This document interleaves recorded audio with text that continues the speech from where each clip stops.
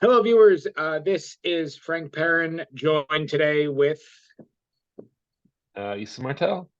Excellent, and we are here from Al-Asad, joining together on a bit of a real-time chat to talk about something that we've put up on the channel quite a bit.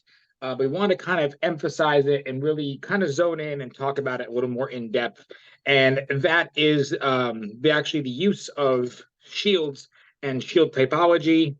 This from the Middle East, North Africa, and Central Asia, right? And this is broad. This is like really broad. There's a lot to cover about. This kind of came about too, I believe, Issa, because you had started a little series talking about like kind of rethinking how these shields were used, right?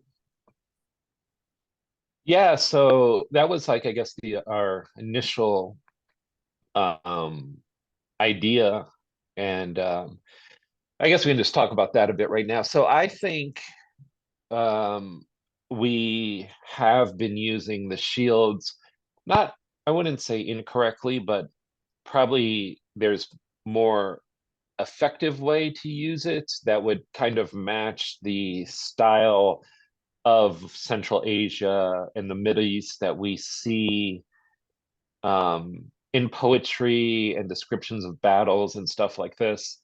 And I think that it's, just to be honest, I think we need to be using them more dynamically. And I think that it should be like much more active shield use. And I was really thinking about this. I believe that if we switch our mindset to thinking of it as a shield and instead thinking of it as a weapon, and in therefore you're like dual wielding all the time, but your offhand weapon is, instead of a bladed weapon, it's a shield. I think that will start to kind of get in your brain and get you the concepts of like, oh, I want to use this as actively instead of defensively, because I think subconsciously, if we just have a shield in your head, you think, well, I have a shield.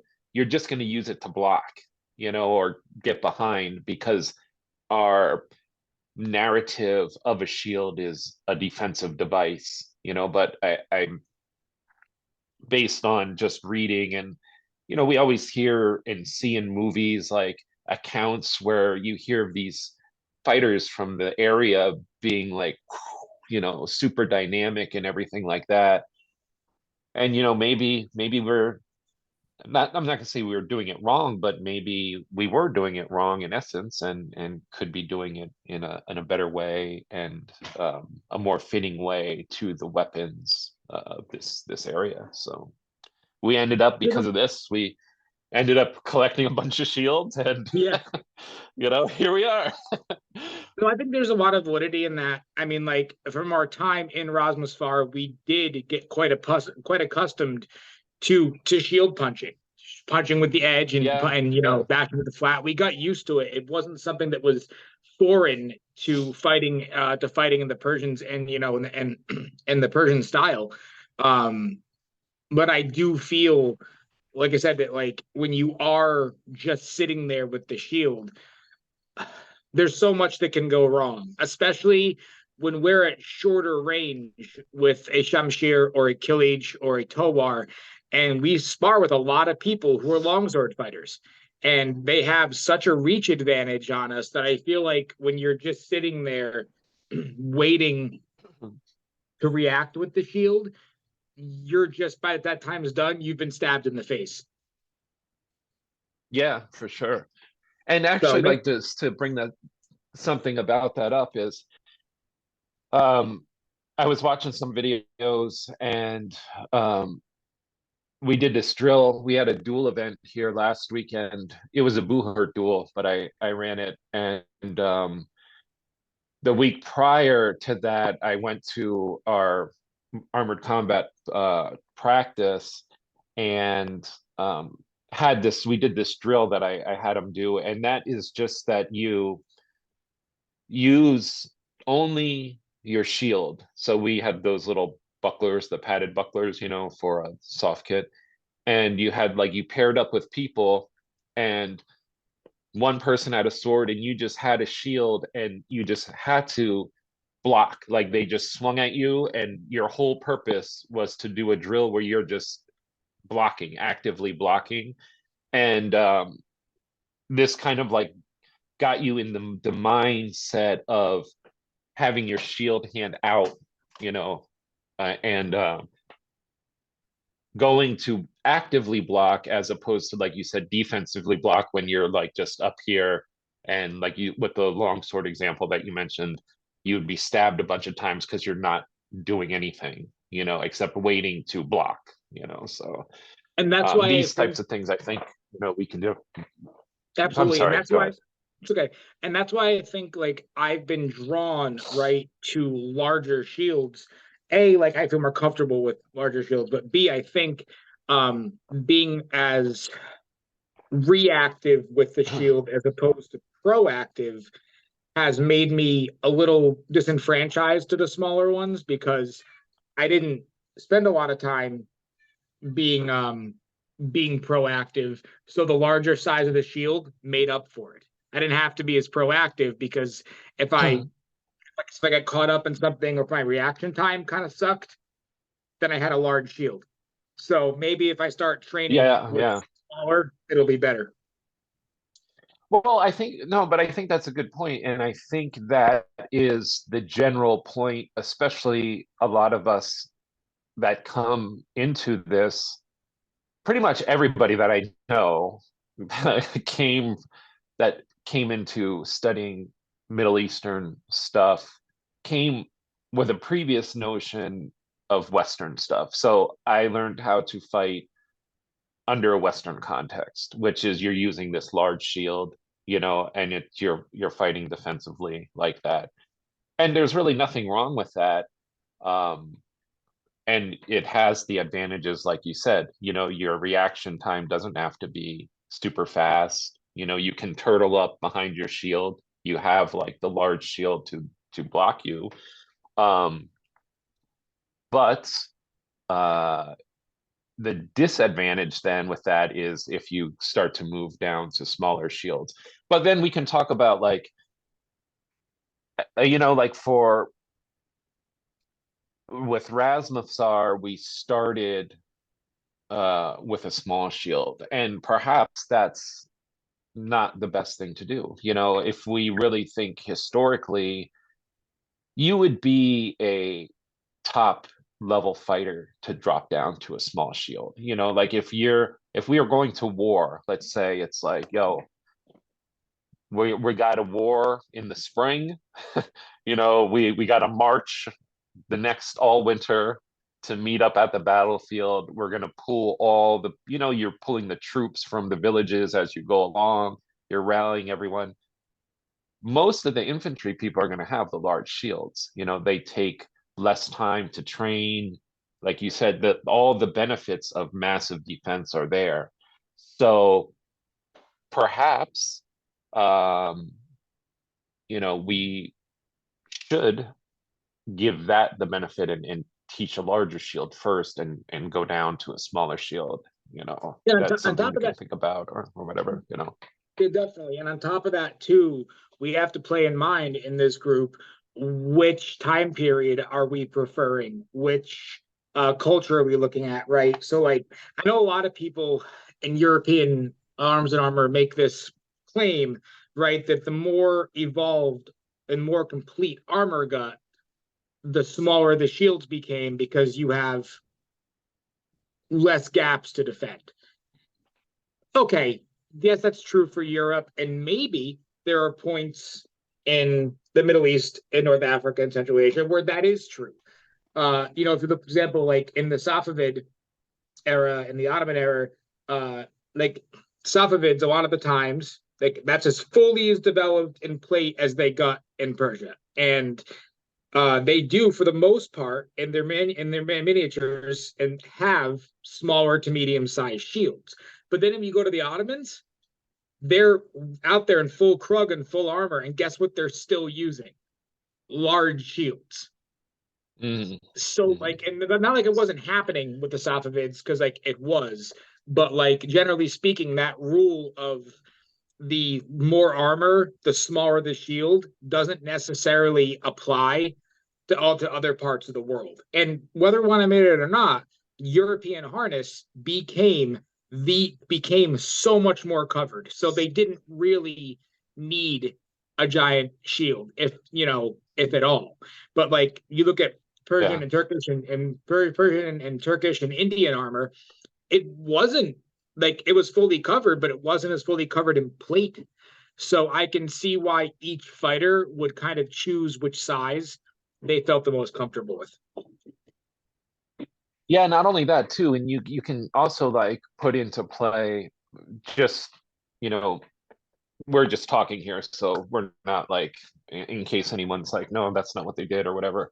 Um, but you can take into account, like if we're going to say the difference between Safavid and Ottoman, how Ottoman would still use the large shields. Well, they're fighting Eastern European, so it would make more sense that weaponry that they're going up against. I mean, you would want to have a larger shield as opposed to if you look at Safavids fighting like Asia, that style of fighting is different.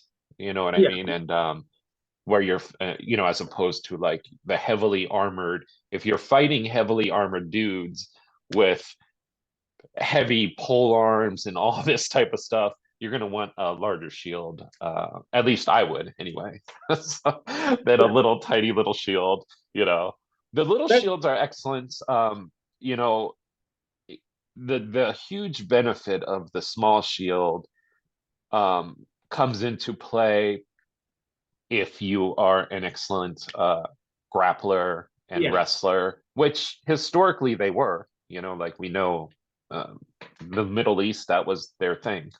Persia So, especially, and oh even yeah. everywhere around there. So And if you look nowadays, I mean, like who's taking home, who's always consistently placing top in the Olympics in wrestling?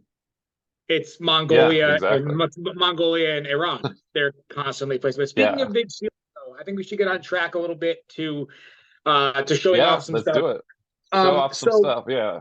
So what I want to go up with first is a little bit more dispelling some rumors and myths about materials that were used, right? We get this idea, I think, in general, like pop culture or whatever, or even from museums, that the only materials that were used in the Middle East for shields were leather or steel.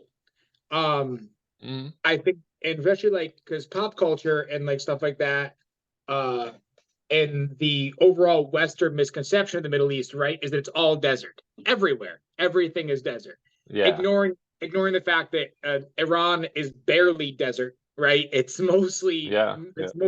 forests and steppes and plains. Turkey is not desert. That's the crazy No. thing that somehow like the Yeah. Ottomans Yeah. been associated with the desert. I don't know. And then you've got India, which is Even into incredible. Asia. Yeah. Yeah, Yeah. it's incredibly diverse. So first things first, wood shields were a thing, and these shields varied a lot. And I think on the timeline, there's some of the soonest I want to talk about. Arabia, early Islamic expansion would have been a different story, like probably leather, right? Or yeah, there's wood. They would have gotten through trade. It's not just like, it's not just like Muhammad and his followers are sitting there like desperately trying to seek different ways to make shields. Like you've got Arabia has always been a crossroad of trade anyway. So you can get wood through trade. Mm. You can find it along the way. If you're going to tear down someone's encampment or if you're going to burn down a city, there's wood available to make shields out of. So this Yeah. Well, misconception even they in didn't have. yeah, yeah. Well, even in Saudi Arabia, there's mountains like where Muhammad, like around Mecca. Yeah, Mecca's in a valley surrounded by mountains, but if you go up in the mountains, like in the winter, a lot of the Arabs like they go up into this other area where there's trees and everything like that. So they are there, and but the commonality we But don't yeah, know. But what we do know though is that by the time of the first Crusades, uh, the Arab forces, at that point, had kite shields, right? Yeah, And yeah. they were practically indistinguishable from their European counterparts. So Mm, you had kite shields, and then you do have round shields such as this coming up, which would have may have wood with a with a boss in the center. And you're not seeing a ton of round shields like really in Europe, generally speaking, at all. And it's bizarre to me that like round gets so heavily associated with Europe in the Middle Ages. Yeah, they existed round shields in Greece, but even at that point, like during the classical period, right? Was Greece Europe at the time? Like barely. It was so interconnected with the yeah, rest of the world. But like in Europe at the time of like the low and mid high Middle Ages, their shields were not round except for bucklers. Man, you have like the yeah, yeah. rotella. You have the rotella popping up in like the 16th century, but like and beyond. But really, I maybe I'm wrong, talking out of my ass, but I can't think of many European shields in the Middle Ages that were round. No. I mean, if there are, we don't see them that much in iconography and stuff. I'm sure someone's going to say, well, they did so and so did have a round shield. Yeah, most probably there were some round shields, but we're speaking generally here. We, Yes, like I don't, yeah, and you have a Scandinavian, you have Norse shields with a center grip, right? yeah, Those yeah, exist. yeah. But a lot of the times it's kite, it's heater shields, round bucklers. So generally speaking, you just don't see a ton of round shields in like Western Europe. You see them in Central, you see them in Eastern Europe, and the steppe regions. And round to me makes sense because if you're on horseback, it's a very mobile way of using Mhm. a shield. Kites are great because they can protect your leg and everything, but the mobility factor of a round one just makes sense. So we don't know a ton um about like strapping in the back of wooden ones and whatnot, but this is a Boohurt version of a Persian shield. Mine just has the forearm strap, but we're gonna get to how else these are strapped in just a second. So this isn't like a completely historically accurate replica, people, but just to give you an idea, there's a very convex, um, rounded out edge to Middle Eastern wooden shields, which is going to help you obviously deflect blows. So that's just the quick little part I wanted to mention on wooden shields. That yes, they did exist, and no, the entire area of the world is not just sand. But Yeah. Issa, I believe that you just picked up some leather shields, right? Oh yeah, I got one of them here. Yeah, So go back. yeah, this is a small one. So this is the smallest shield I have. I got two of these. I have a red one too, but I gave the red one to my son because these are ultra light. So these are hardened leather. They're two layers. I don't know how you can see the thickness too well, but it's two layers of leather, hardened leather glued together, and then wrapped in like the canvas. Um, you can see there. Um, and then the canvas is painted. The red one is just red instead of black. But this is excellent, man. This is like super light. It's hard. Um, it's small. Like I said, it's the smallest shield I have. If you see in my hand, it really is that big. So if you can hold it like this way mainly. Um, but it's pretty excellent. And I didn't have a leather shield, so to me this was cool. Like you said, leather shields were hugely popular back then. And if you look online, a lot of like Sapars and stuff, you'll find there are leather ones that you can see that still exist now. Um, this Yeah, I I don't believe know they if I'm were. going to use it too much. Okay, this let me finish quick. I No, don't they were. know. I'm going to use this. Okay, no, go. All right, there's a Go ahead. small Go bit of ahead. a lag. So, all right, finish. Yeah. Um, I'll probably use this training with my son. And you saw that one video we made with daggers, him and I. I think we're going to use these with the daggers going forward. He's only 13, so we were using my steel support, his arm was getting sore. So I gave him one of these. It was like an Eid gift. So he loved it, and the lightweight I feel will really come into play and be really good at that. I think if I started using them for, I probably could use them for HEMA. That steel edging will super protect the shield pretty much, you know. But I doubt I'll use it for anything like super hard, like boo hurt dueling or anything like that. But go ahead. I'm sorry. What were you gonna say? That's good. I was just going to say for the viewers, yeah, because the examples that we have, um, that I've seen in museums, as well as in, as well as in a bunch of books, that if it was leather, we know that in India and Persia, it was usually rhino hide.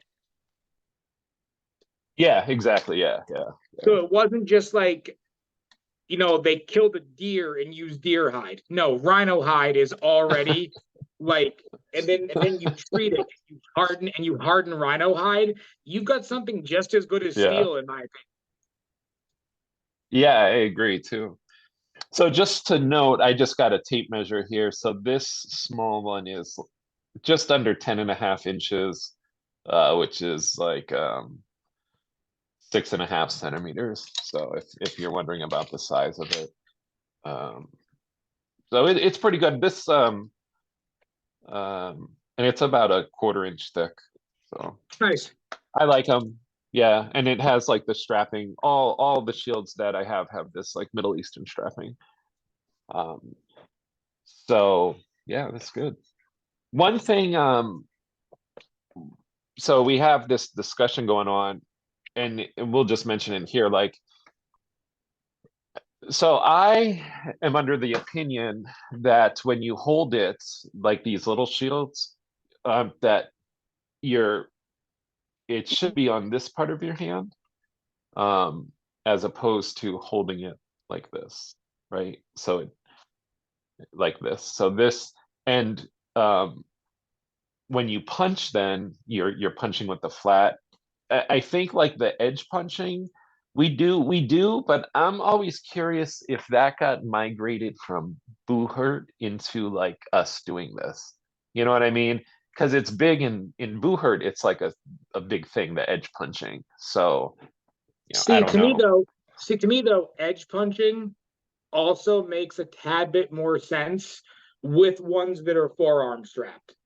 Like a bash Yeah, for with sure. Yeah, a yeah, bash yeah, that, yeah, yeah. a bash with a buckler feels slightly more powerful than the punch, but the punch with the forearm strap feels better. There's nothing behind a bash with the forearm strap. Yeah, There's I nothing. agree. Yeah, I think if your shield is strapped that way, even like with a heater shield or something. I mean, if you do the edge, if you're gonna punch with that little corner, it's gonna be, that way. You're not gonna like do like a bash. Um, I also believe that in Persian archery and swordsmanship, they show or they talk specifically about striking with the edge of the sipar. maybe, yeah, I don't really I'd be curious. remember, but I I'm do gonna look. know, that there is. I'm not saying it wasn't done at Yes. all, but I know in the lexicon that he wrote, it does mention when it mentions the shields, it's like buckler, not buckler, buckles to buckles. The Yeah. thing though, like with the I guess the point is that if you're holding it like this way, um, to do the shield, the edge punch, so you're fighting like this. To do the edge punch, your hand has to go like this way, which is like you're gonna break your wrist if you punch that way. So you have to have your grip be um on like the back of your hand to do like the edge punch like that. Which is why forearm strapping it like immediately aligns you to be able to do it. Exactly. Yeah, exactly. So Yeah. I definitely So that's something. yeah, that's the thing. So So do you want to move on next to the steel or the wickers? No, Which do you want let's to do? see this Calcon you got. Yeah.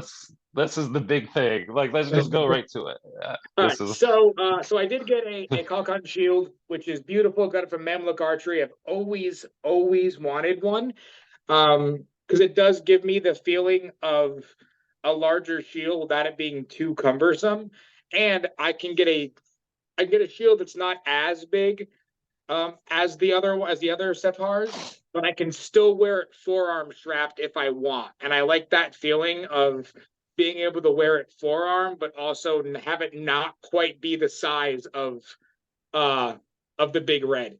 The bigger one that I have. But yeah, traditionally, so these are Kalkan shields, and we tend to associate them with just Turkey.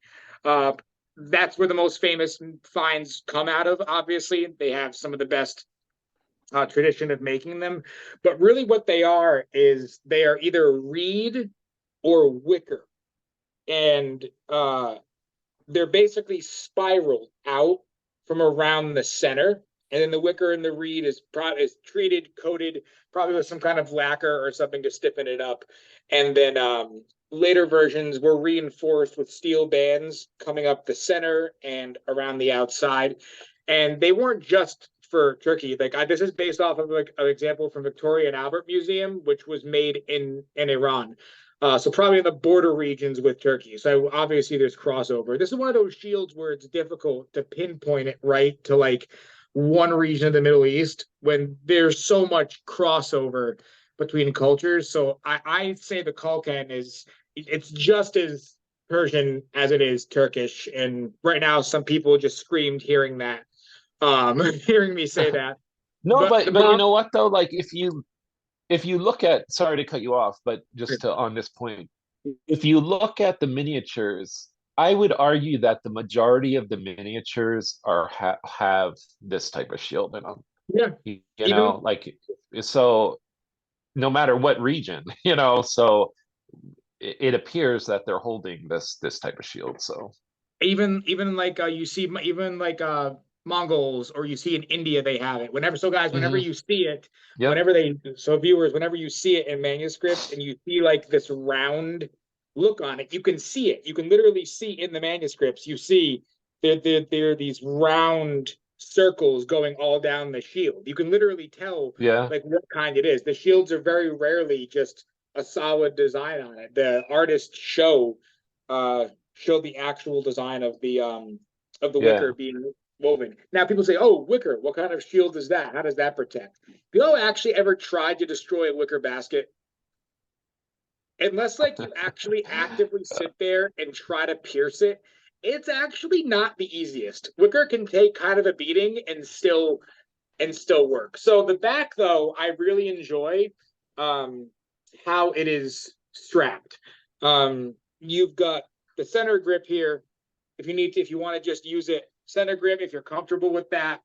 And then there's also these straps here that you can just tighten up. And then you've got on the forearm. So I really thoroughly enjoy this setup. And this is your back strap too. And then the last point I want to make about it is if anyone knows Middle Eastern archery, they know that they love to shoot bows with shields in their hand. And that's whether Persian, Indian, Turkish, they all did it. And what's neat about this setup is I can grab both forearm straps and I can hold this very, very nicely. And the nice. draw on this is not a problem. So I really like this setup and I'm looking forward to like playing around with this. And as you were saying with your leather shield, I'll never use this in Buhurt, but I'll probably use it in HEMA or sparring with synthetics and stuff to just see uh how it behaves. And this isn't made completely traditionally. The wicker doesn't go all the way to the back, but I just didn't have the $800 to spend on a traditional one right off the bat. Maybe in the future. So that's a little introduction Yeah. to the Culkin. I really like it, and I've wanted one forever, and it was cool to find a Persian one. So Yeah, so that's the Culcan. Those have been around for quite some time. All right, so you want to transition to the steel now? Yeah, so the steel one, this is probably about the same size as that one, but it's the steel version that we see here. I think it's probably the same size as that Kelkin. This one is also domed. So this is hand hammered out. Sergey, who made it, made a bunch, and he said they were such a pain that he'll probably never make them again unless someone orders like a batch of them. But see here, you have three setups or strap setups as well. So this is like kind of like some debate, and not just with Frank. I have having this debate with some other people as to like this doesn't have a strap on this side either, and we see obviously the center strap we can see, but how would this or what would be the purpose of this strap? I tend to think that it's to be held this way. So this is like the forearm strap, which gives you support off your forearm. Um, and the only reason this is because I think that if all the other shields are center strapped, why would you not have your large shield be center strapped and fight in the same method as opposed to having then a forearm strap shield and essentially having to learn like a different style of fighting with that shield? That's just my personal opinion. We don't have anything backing that. But you can also hold this shield like this as well, you know, and for shooting also. So one thing that we might think is that you could be holding it as a center grip, but then switch up to this when you're going to shoot. You know, so like if you have a bow here as well, um, you know, you switch so then you can shoot in this way. So um, that would be a thing that I think as well, you know, because like you just were talking about is gripping and shooting. Um, but in general, I think that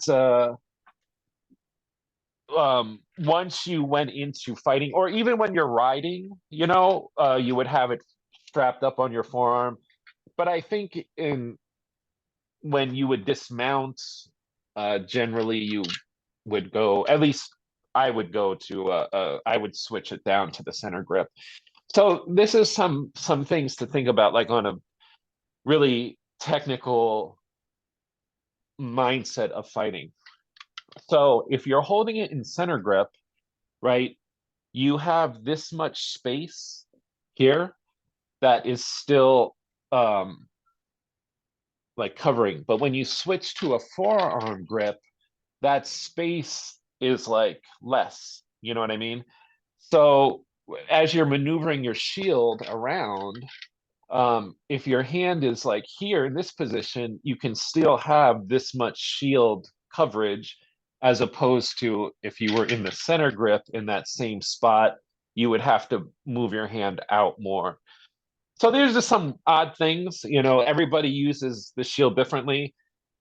To be honest, if you forearm grip this shield, just because of the weight of it, it is nice. I mean, you know what I mean? It's, I'm not gonna lie, it makes the weight of the shield, like the shield's like 8 pounds because it's thick, massively thick, hardened steel. Um, so it does take the weight off. Um, but it's hard to find in miniatures uh, them holding it not centered grip. You know, most of the miniatures, they're always like you see them holding like from the side, you know, it looks like they're holding it like this and stuff. But it's also hard to find a miniature that they're holding these steel shields in battle. Like you see them holding, they're like off their belt or something like this, but at least I haven't seen a whole lot where they're actually holding the steel shields in any sort of fighting miniature or whatever, unless maybe you have, I don't know. Not really, but what you and I played around with the Katars, right? Now, if we go down a size or so, right? We played around with this with the Katars, right? I believe that it was we talked about how um holding it a center grip flat Mhm. out is a great way to enter the fight with these, right? Yeah, It's safer yeah, at a distance. But then when you're closer quarters, or maybe with a hanjar or something like Dr. Corsani talked about, that's a good time to switch to the A-frame. yeah, So yeah. because Yeah, like I when you're agree. Yeah, because like when you're closer now, the A-frame allows me to see shots coming below and above. But when I'm this far away from someone entering a fight, I don't really need to see as well. I prefer this because I can see better with the A-frame. But when you're just trying to close a Mhm. distance and not get stabbed at the beginning, I Yeah. see how Yeah, that's I like think I agree. I think that's the main thing is to prevent that thrust. Like yeah. so if you're fighting in like a Booher duel, you can't thrust. So you don't even have to do that. The A-frame is the go-to guard, but if we're talking like in a historical context, I do think that having the wall, like you're holding it flat at a distance, is a much better stance. And when you come in close, you're pulling your guard in tight anyway. So, you can then switch to like the close guard. Yeah, that's what Um, I like already, like about but the even with the large one, you can have it out here yeah, and then just bam, tighten it, and you're good to go. yeah. So like, Yeah, because that's how I use the steel one too. I use that, like I said, I use that back strap for this part down here, and it does it like that. And then I can also do it. And also too, and this you can probably realize this with that Calcon, is that we had talked about this a while ago, and I don't know if we ever talked about it in video or anything, but if you're holding it center grip, this I don't know if you can see, this other strap here prevents the shield from folding in. yeah, You know what I mean? So like if you're holding it this way and someone hits you here, that strap here can prevent your shield from folding in and you getting hit. So that's like another advantage of that. so probably just Only all for the large situation. shield. For yeah, probably situational. Yeah. I think we, However things are. I think we tend to get stuck right in this mindset of and I'm not trashing on HEMA with this. This is just a general observation. Coming from a HEMA background, we get stuck in this idea of, well, they show it this way, so that means that's the way it was done. I'm like, no, not necessarily. Yeah, yeah, People change things, people adapt, and there's no way in hell. Like with the Kalkans, like you literally see them with a forearm and a center. So clearly they switched back and forth between the two, or they wouldn't have included two yeah, different strappings. yeah, exactly. Yeah. And also Um, too, like just in that concept of getting stuck in something, you know, when we're talking about fighting and everything, yes, there's this historical ways to fight, and um, but my personal opinion is that once you attain a certain level of fighting, let's just say with a shamshir, for example, the style kind of goes away because if we have this hypothetical master of the sword, you'll be able to do everything with the weapon. And it's not like, oh, that's a, you know, Persian style, or that's a Turkish style, or that's Indian, weapon. It's like, no, if you are the master of the weapon, the style kind of dissipates. And it's just like, I can use this weapon in ways that you might not think about because you're limiting your ideas to, oh no, I'm only fighting under X, manual or X style or whatever. But this is just something, if we're thinking like long term ideas, like deep, like let's push the boundaries of theoretical swordsmanship or whatever you want to call it. You know, my goal is to be like the master of the weapon and it use every part of the weapon, use like understand how the weapon moves in every way, and that ultimately breaks away from just one style or whatever, and like you were saying in HEMA, that's a lot of people get caught up in that. But I just watched recently, I forgot the guy's name, but he has a pretty large HEMA channel, and he mentioned that exactly, that, he was like, well, if I'm going to win a tournament, someone might say, well, that's not a move that is whatever. But he was like, if I'm fighting to kill you, I'm going to use whatever move is Yes. necessary to do that, so, take that And for what like it is too. there's literal documentation of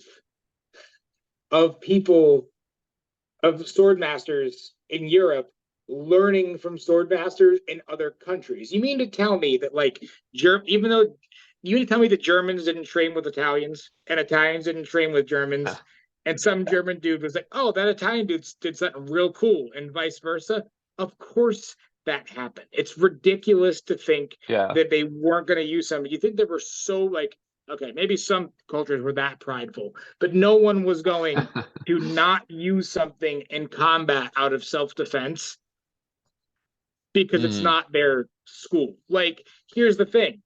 Even though I fight with a lot of when I fight with Shamshir and Shield and Sapar, there's a ton of stuff that I've learned like from my time training with Richard Marsden, who like is a phenomenal. He's the guy who did all this Polish saber stuff. You tell me I haven't used shit that Marsden taught me? Of course I have.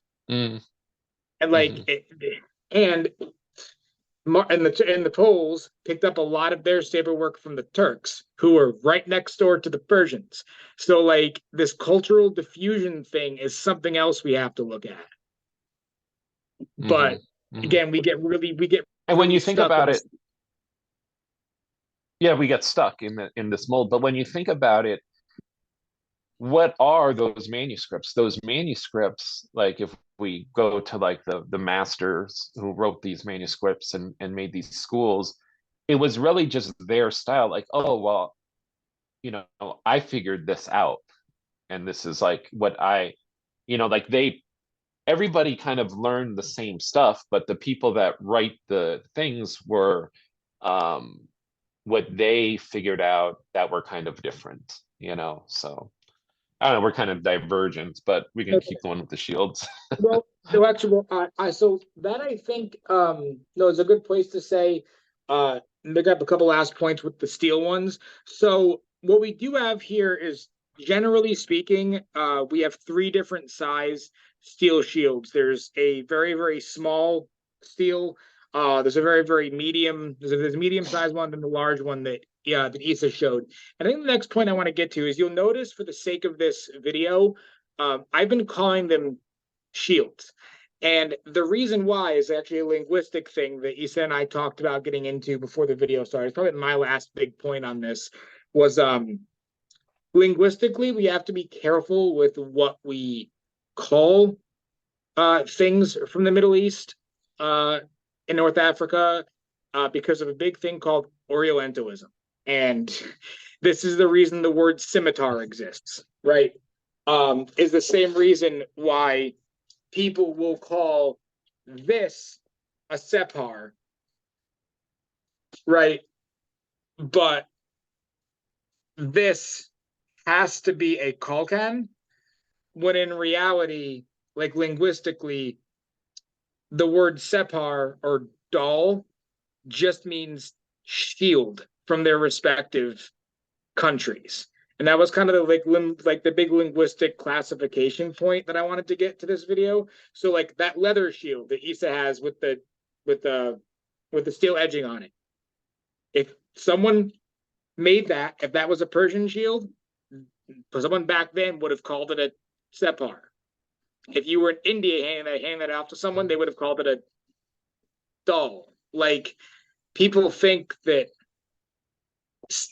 Sephar means steel shield. But in reality, Mhm. that's a result of the fact that in the 19th century, when museum collectors were getting their hands on these shields, what were the ones that were surviving? The steel and rhino hide ones. So when they were buying these Mhm. things from local peoples, or you stole it, whatever it was. The Brits go over and steal it and bring it back to their collection. Well, someone in India is going to say, "Oh, that's a doll." So when they bring it back to their museum, this is put up on display as a doll. So then, fast forward 400 or 500 years later, according to the public, wooden shields in the Middle East don't exist because they've never seen one in a museum. And the ones in the museum were called dolls. I mean, were called separs. Mhm. So whether it was wood, steel, rhino hide, it was called a doll. It was called a separ. And in Turkey, if it was steel or if it was wicker, it would have been called a kalkan. And that's literally this is the equivalent. I know I say Culkin shield because I'm used to it. This is the equivalent of saying chainmail. Saying Culkin shield is just saying shield. Linguistically, you would Yeah, need to yeah. linguistically you would need to put the type of material before it, and that's what they would have done back then. I am learning some Farsi, and the word for steel is evading me right now. Um, so like for example the word for wicker in Turkish, if you wanted your Kalkan shield, you would have said whatever the word is for wicker and Kalkan together, so that's how you specify. It's like in Persian, right? Shamshir just means sword, and that can be straight or curved. Mhm. You want your curved sword, then you specify you want a blank Shamshir, or you want a straight sword, you say your straight Shamshir. So I think the last linguistic note I wanted to make is we have to stop referring to this as the Separ or the doll, when in reality, this is also just as much of a Separ. I don't know if that Mhm. makes any sense to you. That was the Yeah, big yeah, one I wanted to put across. yeah. So like the the thing is, I think what you're saying to sum up is that um, a separ is not a type of shield. Shamshir is not a type of sword. A dal is not a type of shield. A kalkan is not a type of shield. They're just shields, and that's the word for shield in those native dialects and languages. Yes, and then And like you said, yeah, pe- and the people typology think that's yeah, and yeah. the The typology is the material. typology is the material or the culture that it comes from. So again too, like I'm not gonna hark on it because I know we gotta probably gotta wrap up this soon, but it's the same thing here, right? I have my Shamshir and like my edged one, and it's amazing to this day how many people um still um refer to this as a type of sword. Like, yes, it is a type of sword, but like Shamshir isn't the type; it's the name of it. So like, Yeah. I don't know. So those things that we're it's going to be a No, it slow. isn't. It is a thing though, so like we can say the same thing is the two easy things like with the swords. So we can say like a shamshir. In Arabic it would be safe, in Turkish you have the killage, so a lot of people um identify these three things as specific swords from these regions, but if you're speaking in Arabic, you're going to say safe, and it's going to refer to whatever kind of sword that you're holding, you know. And if you're speaking in Persian or Farsi, you're going to say shamshir, and it's going to refer to whatever sword, straight, curved, whatever. And I agree that it's going to take a while, but hopefully over time that'll be like diluted into the zeitgeist of people Yeah, in their minds. because you think But we about do it, have, right? hold on, Like, before, yeah. no, go ahead. No, so that's pretty much all I was gonna wrap up. If I had my oval shield here, I would have brought that out because I am actually working on constructing a Daylami or a Dalamite warrior. And for those who don't know, I think the Dalamites are fascinating. So the Daylami were uh, uh, Persians who lived in the mountains, and they were some of the last holdouts to convert.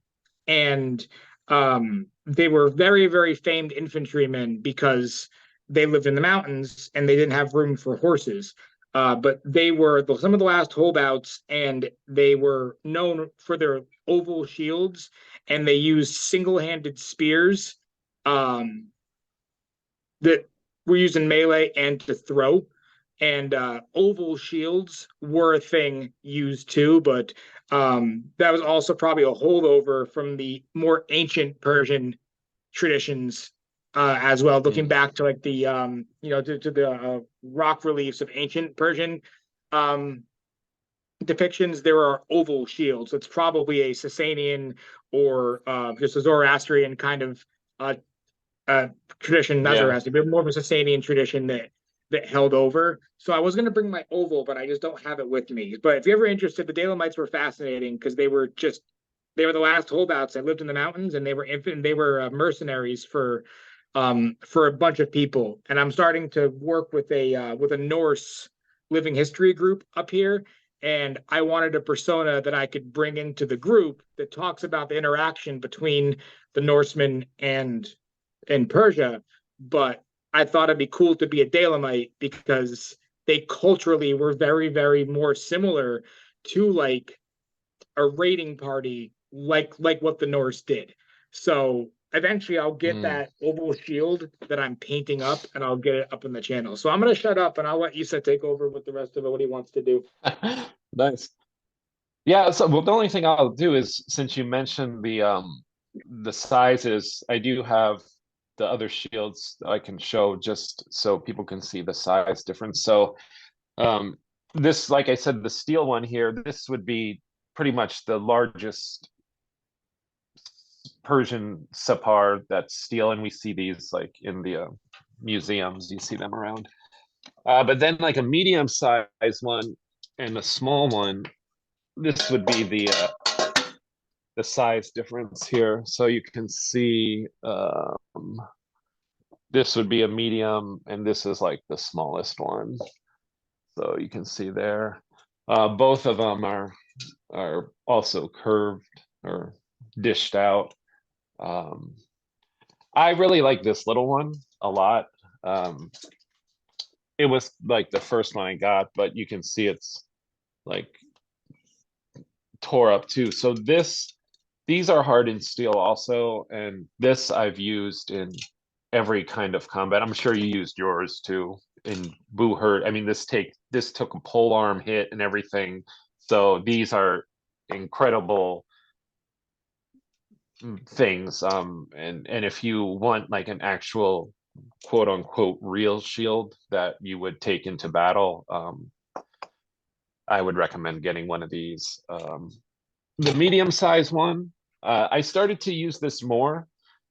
You can see I have it strapped like this, so it's a center gripped also. I started using this more because I do kind of like the little bit more protection, and it's since it's bigger, it offers more protection when you're fighting with it. It's getting the main, I'm not gonna say negative because there's a drawback, but the main thing is the weight. It's heavier than that other one, so you got to kind of deal with that. The large one, I don't really do a lot of fighting that's in like ranks. So if I did, I'd probably use that large one more. But I think for um, any, like if I want a larger shield, I'd probably use that medium one, which is what I'm kind of training for now to use a lot. The medium one, the level of this dishing here does make it a little bit hard to grab because your hand is in there pretty deep. Um, so that's something just to think about with that middle size shield. But yeah, they're all awesome. I don't really Oh, have anything else to say. let's also not forget really quick. Let's also not forget. I don't have one of my full. I don't have one of my Sanjars on me at the moment, like one of my full size ones. But Oh, to hold one. yeah, what's mad I cool do got about one. I think I got a small one over yeah, there. I have like a cheap Kafkari dagger on me that I can hold. But for those who don't Okay. know, something that's really cool about the medium and the small separs is that because of the way they're strapped, you can actually hold a Hanjar behind the shield. That was obviously too small to protrude and do anything correctly, but you can see that you can actually hold this behind it. And it allows you, Yeah. if this was a little bit longer, I'm going to pretend and hold it down here. You would see how the edge would protrude over the back. There, I got a small one too. Yeah. So even with this little one, so this is the one we're going to use for daggers a lot. So you can see how it can be held like that. Now you can do a lot of fun things But with even that. with that little tip, even if you just have that little tiny tip sticking out, that would like slice someone up good. You know what I Yeah. mean? If even if the tip is out like a little inch and you did like a little slice across, it's gonna affect someone pretty And badly. I would use a medium or a small size Separ doing quote unquote harness fectin really Yeah, because here you can see. what you do is because you would actually Yeah. use your forward weapon, your Shamshir or your Tulwar or something to actually clear your opponent's weapon, and then you already have your dagger out to thrust and stab to the gaps. Yeah. When we did the harness sect, then that's what I agree. I did do that as well. Oh, you like black blinked for a second. Yeah. But that's where it does come into play. That is like an excellent move to like hook out the sword or your opponent's weapon. Um, but yeah, we're gonna do that more in as we go forward too in Beit Al-Sad in general. We'll start to incorporate like all the weapons and cool stuff as we get everybody trained up. I guess like we're trying to get everyone kind of like on a baseline level, and then we can do this other cool things where we start to mess around and um, try these interesting combos and combinations of weapons and this type of stuff. So that's Yeah, coming along. definitely. Well, I think to wrap up, just maybe a couple other quick notes. We do have a Patreon that launched. We'll put that down below. I'm gonna put the makers of the shields that we have for them. Um, I do have a link to the Purple Heart Armory that I helped design a lot of the Persian weapons for them. Um, I'm looking at end of this year, beginning of next, doing a Qatar seminar up here in Rhode Island. I'm working on getting a venue booked for it, so that will be live for anyone who's in the Northeast. Anyone who wants to even come out to do it. I'm looking at booking one up in Rhode Island. Right now I've got Rhode Island College might be able to actually use their auditorium for that seminar. So that's coming up on my end as a Qatar seminar. But please be in the lookout for any other events that I'm doing. Yeah. If you are in the Northeast area too, Knights Hall Armored Combat Sports is putting on their own Ren Fair this year, and that's going to be in Charlton, Massachusetts.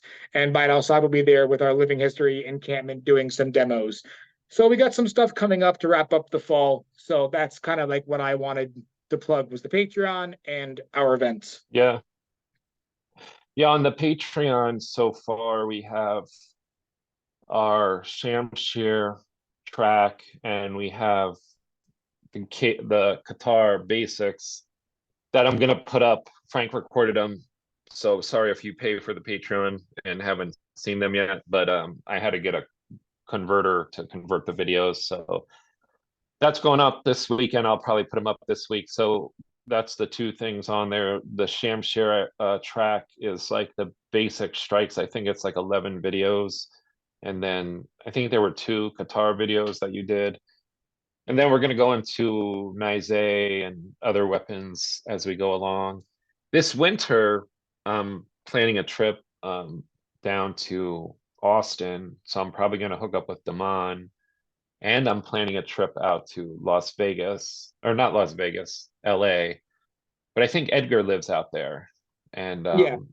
he doesn't know this. So if he's watching this, he's going to get a surprise that I'm coming out there. Oh, and we But also, I'm trying to make it out there too. And we also have some more stuff that we're working on with Hema as well.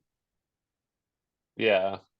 So that's So what's up. yeah, I had talked about, yeah, when I go down to Austin, we haven't set the date yet, but I mentioned I talked to Damon already, so either him and I are gonna just do something while I'm on vacation there or whatever. But in any case, that's where we're gonna be.